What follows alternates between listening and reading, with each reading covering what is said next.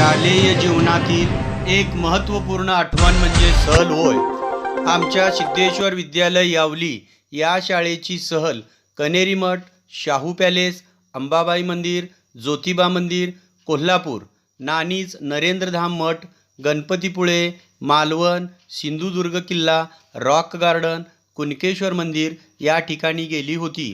आमची सहल 3 दिवसाची व 2 मुक्कामाची होती. आम्ही पंढरपूर आगाराच्या 2 ST बसेस बुक केल्या होत्या. आमच्याबरोबर 4 शिक्षक, 2 शिक्षिका, 1 लिपिक व 1 सेवक होते. आमच्याबरोबर 40 विद्यार्थिनी व 36 विद्यार्थी होते. आम्हा सगळ्यांना अतिशय कुतूहल आणि आनंद झाला होता. पण सहलीला जाण्याचा आनंद काही वेगळाच असतो. एकदाचा सहलीचा दिवस उजाडला. भल्या पाटे 5:30 वाजता आम्ही सिद्धेश्वर मंदिर यावली या आवारात जमलो. आम्ही आईबाबांचा निरोप घेऊन बसमध्ये चढलो आणि आमचा सहलीचा प्रवास सुरू झाला. कोल्हापूर येथील कनेरी मठाच्या प्रवेशद्वाराजवळ सकाळी 11 वाजता आम्ही पोहोचलो. कनेरी मठालाच सिद्धिगिरी मठ असेही म्हणतात. कनेरी मठ कोल्हापूरपासून 12 किलोमीटर अंतरावर आहे. येथील मुख्य आकर्षण प्राचीन शिवमंदिर आणि सिद्धिगिरी म्युझियम आहे. ग्रामीण जीवन आपल्याला या ठिकाणी पाहायला मिळते. येथील बागेत अनेक साधूंचे पुतळे आहेत. संग्रहालयाच्या आत एका गुहासदृश्य भागात प्राचीन काळात भारतात होऊन गेलेल्या ऋषीमुनींचे पुतळे येथे आहेत. प्रत्येक ऋषीचे नाव, त्यांची विद्या, त्यांचे योगदान, त्यांची संपूर्ण माहिती दिली आहे. या शिल्पाचा कोरीवपणा आणि सुबकता यामुळे हे पाहताना आपण देहभान हरवून जातो. या पुतळ्यातून भारताच्या गौरवशाली इतिहासाची आपणाला ओळख होते. या गुहेतून बाहेर पडताच बाहेर दिसते ते हिरवेगार शेत. इथूनच सुरू होतो खरा ग्रामीण शैलीचा प्रवास. शेतीची प्रत्येक प्रक्रिया येथे दाखवली आहे. 12 बलुतेदारांची संस्कृती दाखवण्यात आली आहे. अगदी जिवंत देखावा सादर केला आहे. येथे रथयात्रेचा मोठा देखावा दाखवला जातो. सिंधुदुर्ग किल्ला. सिंधुदुर्ग किल्ला हा मालवणचे प्रमुख आकर्षण आहे. मालवणच्या किनाऱ्यावरून 1.5 किलोमीटर अंतरावर हा जलदुर्ग पाहण्यासाठी बोटीने जावे लागते. हा किल्ला 1664 मध्ये छत्रपती शिवाजी महाराजांनी बांधला. हा किल्ला बांधण्यासाठी 3 वर्षे लागली. या किल्ल्याचे मुख्य आकर्षण म्हणजे दिल्ली दरवाजा होय. या किल्ल्यामध्ये शिवाजी महाराजांच्या हाताचे ठसे आहेत. हा एक अभेद्य किल्ला आहे. शाहू पॅलेस कोल्हापूर. 1877 ते 1884 पर्यंत सुमारे 7 लाख रुपये खर्च करून हा पॅलेस पूर्ण होण्यासाठी 7 वर्ष लागली.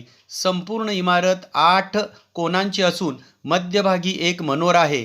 त्यावरचे घड्याळ 1877 मध्ये निश्चित करण्यात आले होते. राजवाड्याच्या आत एक संग्रहालय आहे. यामध्ये ट्रॉफी, तोफा, बंदुका, तलवारी, भाले व महाराजांच्या कपड्यांचा संग्रह आहे.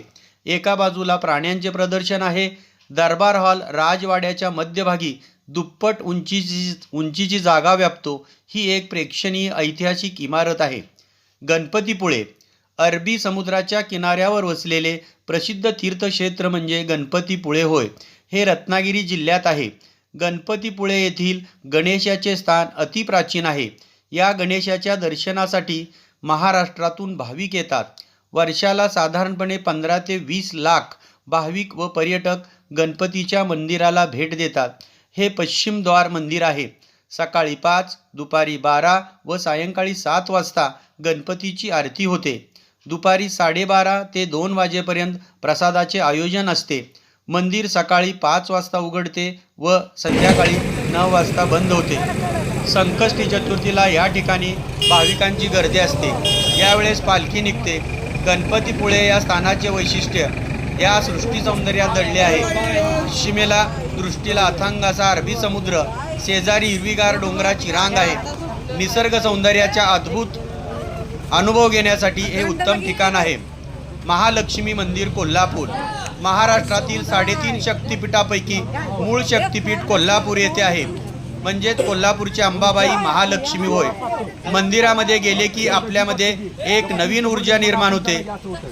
आपली प्रत्येक इच्छा पूर्ण होते. हे मंदिर 1,500 ते 2,000 वर्षापूर्वीचे आहे. मंदिराचे बांधकाम अत्यंत उत्कृष्ट आहे. बांधकाम उत्कृष्ट कलाकृती आहे.